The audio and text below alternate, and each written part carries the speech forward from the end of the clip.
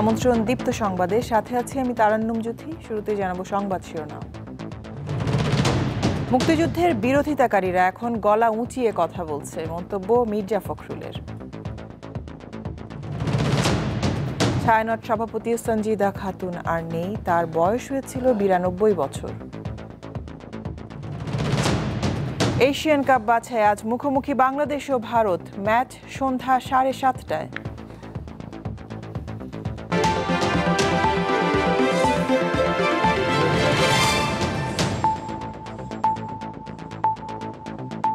এবার বিস্তারিত। শতাধিক গাড়ি নিয়ে যারা নির্বাচনী প্রচারণায় বের হয়, তারা দেশের জন্য কি করবে তা জনগণ বুঝে গেছে বলে মন্তব্য করেছেন বিএনপি মহাসচিব মির্জা ফখরুল ইসলাম আলমগীর। মঙ্গলবার রাজধানীতে এক আলোচনা সভায় তিনি এই মন্তব্য করেন। মির্জা ফখরুল বলেন, মুক্তিযুদ্ধের বিরোধিতাকারীরা এখন গলা উঁচিয়ে কথা বলছে। মহান স্বাধীনতা দিবস উপলক্ষে মঙ্গলবার রাজধানীর ইঞ্জিনিয়ার্স ইনস্টিটিউশনে আলোচনা সভার আয়োজন করে বাংলাদেশ জাতীয়তাবাদী দল বিএনপি। স্বাধীনতা দীর্ঘ সময় পার হওয়ার পরে এতে দলটির কেন্দ্রীয় নেতাদের বক্তব্যে গুরুত্ব পায় আগামী নির্বাচন ও সমসাময়িক রাজনীতি। অনতি বিলম্বে কোনো ধরনের উছিলা, কারো কোনো আবদার, এগুলোর দিকে আপনারা তোয়াক্কা না করে নির্বাচনের 3 তারিখ ঘোষণা করেন। আলোচনা সভায় নতুন রাজনৈতিক দল জাতীয় নাগরিক পার্টির উত্তর অঞ্চলীয় মুখ্য সংগঠক সার্জিস আলমের বিশাল গাড়ি বহর নিয়ে নিজ জেলায় যাওয়ার সমালোচনা করেন বিএনপি মহাসচিব। যারা 100 গাড়ি নিয়ে ইলেকশন ক্যাম্পেইন করতে যায়, তারা কি করবে সেটা আমরা ভাবব। বিএনপি জনগণের সঙ্গে আছে, অতীতে ছিল, থাকবে, ও বিএনপি অবশ্যই তারা জয়যুক্ত হবে ইনশাআল্লাহ। 1972 থেকে 75 পর্যন্ত বাকশালের ঘটনা তুলে ধরে তিনি বলেন, পতিত আওয়ামী লীগ সরকার বারবার গণতন্ত্রকে ধ্বংস করেছে, সুতরাং আওয়ামী লীগকে আর কোনো গণতন্ত্রের সুবিধা দেওয়া হবে না। আওয়ামী লীগ কখনোই গণতন্ত্র বিশ্বাস করত না। আওয়ামী লীগ সবসময় গণতন্ত্রকে ধ্বংস করেছে, সুতরাং আওয়ামী লীগকে আর কোনো গণতান্ত্রিক সুবিধা দেওয়ার কথা আমরা চিন্তা করতে পারি না। দেশ নির্বাচনমুখী হলে যত ষড়যন্ত্র আসুক না কেন, জনগণ তা মোকাবিলা করবে বলে জানান বিএনপি মহাসচিব। কিছু কিছু দল, কিছু কিছু গোষ্ঠী একটা বোঝানোর চেষ্টা করছেন যে 71 কোনো ঘটনাই ছিল না, যারা সেদিন সহযোগিতা করেছে, যারা সেদিন সে হত্যাযজ্ঞে সহযোগিতা করেছে, তারা এখন গলা ফুলিয়ে কথা বলে। নূর আলম, দীপ্ত সংবাদ, ঢাকা। আমি কারো নাম। স্বাধীন বাংলাদেশে এখনও ন্যায়ভিত্তিক সমাজ প্রতিষ্ঠা করা সম্ভব হয়নি বলে মন্তব্য করেছেন অন্তর্বর্তী সরকারের প্রধান উপদেষ্টা ডক্টর মোহাম্মদ ইউনূস। রাজধানীর ওসমানী স্মৃতি মিলনায়তনে সকালে স্বাধীনতা পুরস্কার প্রদান অনুষ্ঠানে তিনি এই মন্তব্য করেন। মরণোত্তর পুরস্কার দেওয়ার চেয়ে জীবদ্দশায় পুরস্কার পেলে তা দেশের, পরিবারের ও ব্যক্তির জন্য আনন্দের হয় বলেও বক্তৃতায় উল্লেখ করেন ডক্টর ইউনূস। অনুষ্ঠানে জাতীয় পর্যায়ে গৌরবোজ্জ্বল ও কৃতিত্বপূর্ণ অবদানের স্বীকৃতি হিসেবে 7 জন বিশিষ্ট ব্যক্তিকে 2025 সালে স্বাধীনতা পুরস্কার প্রদান করেন অন্তর্বর্তী সরকারের প্রধান উপদেষ্টা। পুরস্কার প্রাপ্তরা হলেন বিজ্ঞান ও প্রযুক্তিতে অধ্যাপক জামাল নজরুল ইসলাম, সাহিত্যে মীর আব্দুস শুকুর আল মাহমুদ, সংস্কৃতিতে নভের আহমেদ, সমাজসেবায় সরফজলে হাসান আবেদ, মুক্তিযুদ্ধ ও সংস্কৃতিতে মোহাম্মদ মাহবুবুল হক খান ওরফে আজম খান, শিক্ষা ও গবেষণায় বদরুদ্দিন মোহাম্মদ উমর এবং প্রতিবাদী তারুণ্যে আবরার ফাহাদ।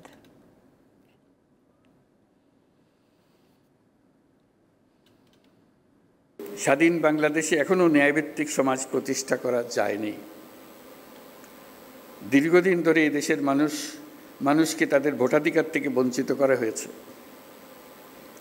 দুর্নীতি, লুটপাট ও ঘুমখুনের রাজত্ব চালিয়ে দেশে একটি ফ্যাসিবাদী সরকার ব্যবস্থা কায়েম করা হয়েছে।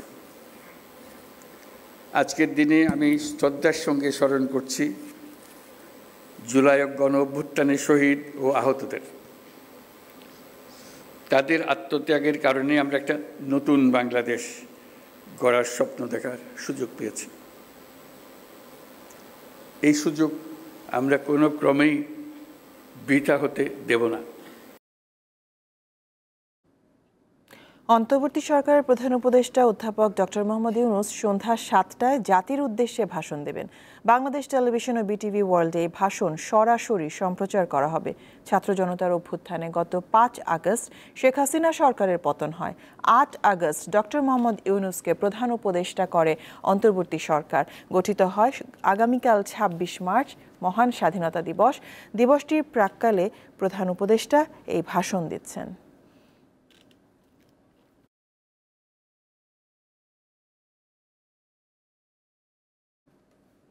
তামিম ইকবালের শারীরিক অবস্থা উন্নতির দিকে, আগের চেয়ে অনেকটাই শঙ্কামুক্ত তিনি। তবে এখনই অন্য হাসপাতালে না নেওয়ার পরামর্শ চিকিৎসকদের। জানান, তার সুস্থ হয়ে খেলায় ফিরতে সময় লাগবে অন্তত 3 মাস।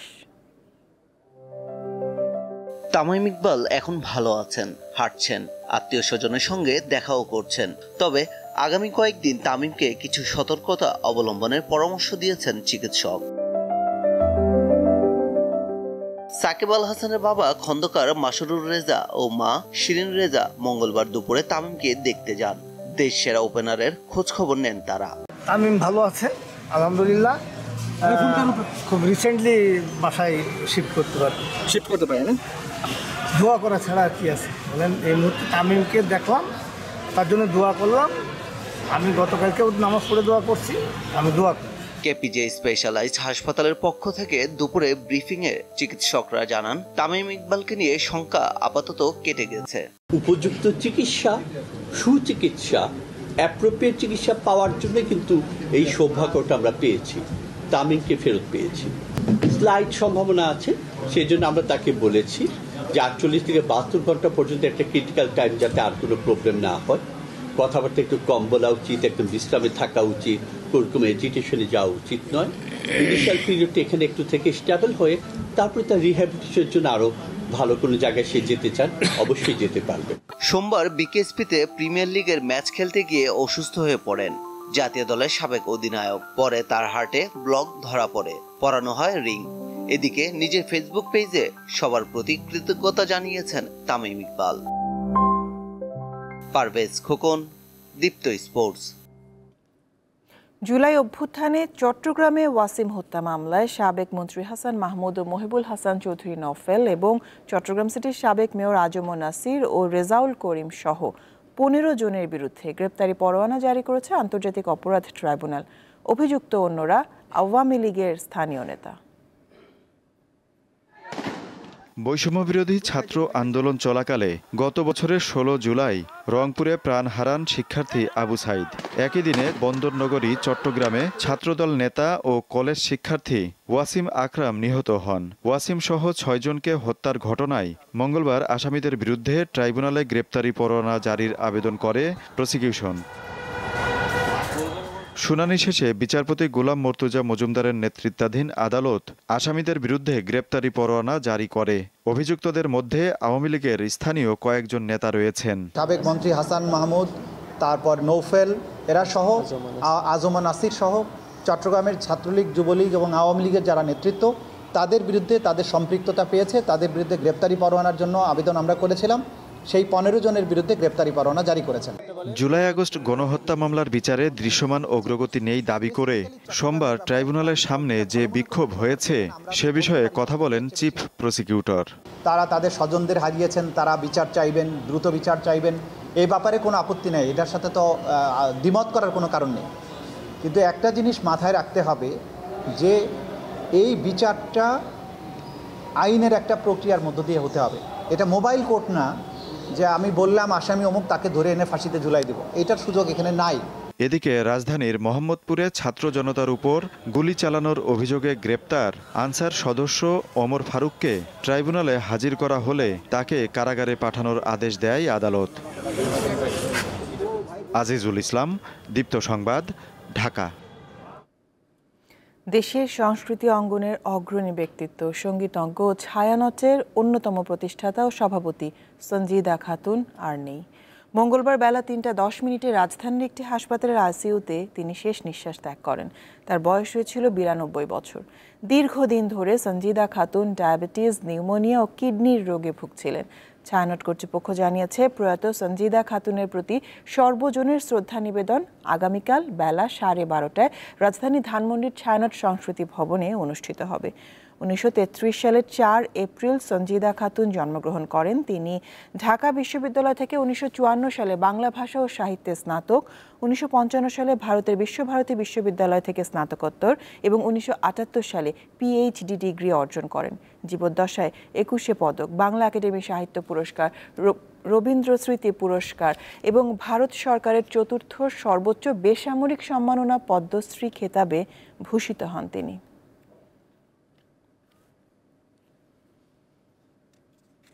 আরএফএল ওয়াইড্রপ, ঈদবাজার।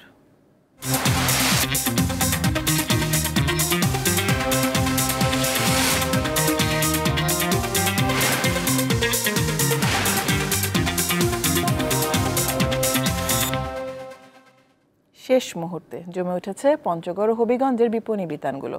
ক্রেতারা পছন্দের পোশাকের সাথে মিল রেখে বেছে নিচ্ছেন জুতা ও কসমেটিক্স। বিক্রেতারা জানান, এবারের ঈদে দেশি পোশাকের পাশাপাশি বিদেশি পোশাকের চাহিদাও বেশি।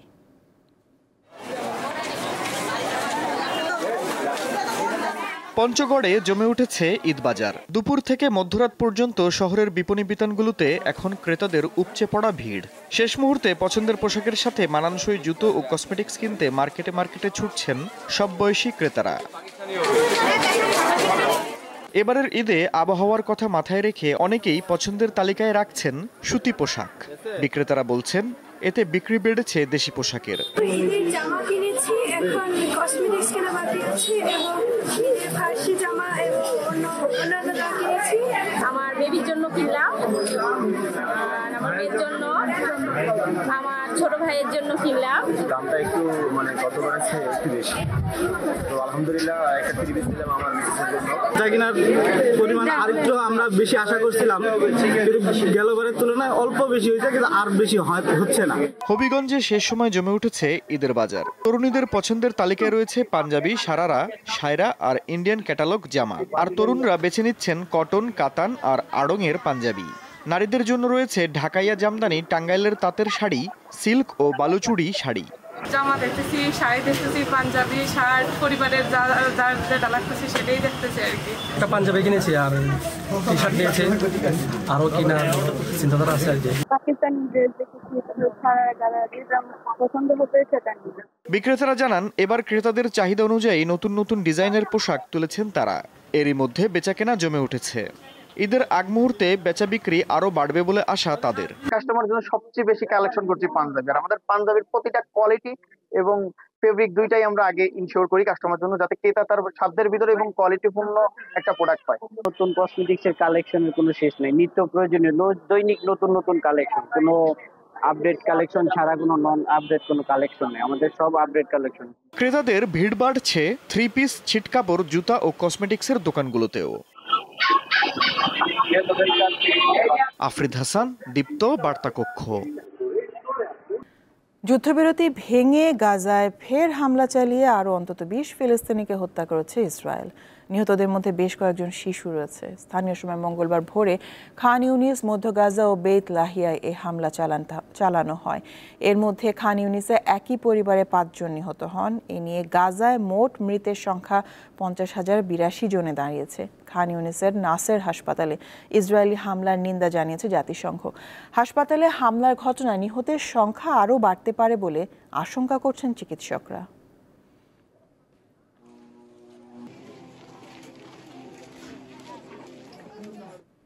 শিলংয়ের জওহরলাল স্টেডিয়ামে কিছুক্ষণের মধ্যেই শুরু হবে Bangladesh Bharat AFC Asian cup বাছাইয়ের প্রথম পর্বের লড়াই। ফিফা র্যাঙ্কিংয়ে ভারত এখন 126তম অবস্থানে আর বাংলাদেশ 185। কাগজে কলমে দুই দলের মধ্যে বড় ব্যবধান ছাড়াও ভারতে কয়েকদিনে যে তিক্ত অভিজ্ঞতা হয়েছে বাংলাদেশের, তার প্রতিশোধ জয় দিয়ে নিতে বদ্ধপরিকর বেঙ্গল টাইগাররা। এছাড়া এই ম্যাচ দিয়ে দেশের জার্সিতে নতুন অধ্যায় শুরু করবেন হামজা চৌধুরী। 2003 সালে সাফের ফাইনালে ভারতকে হারানোর পর আর কখনোই তাদের হারাতে পারেনি বাংলাদেশ।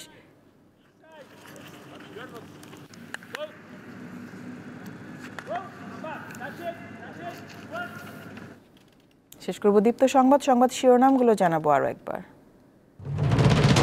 মুক্তিযুদ্ধের বিরোধিতাকারীরা এখন গলা উঁচিয়ে কথা বলছে, মন্তব্য মির্জা ফখরুলের। ছায়ানট সভাপতি সঞ্জিদা খাতুন আর নেই, তার বয়স হয়েছিল 92 বছর।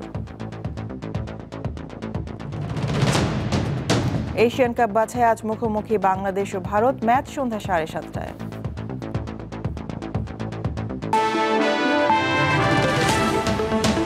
এ ছিল এখনকার মতো।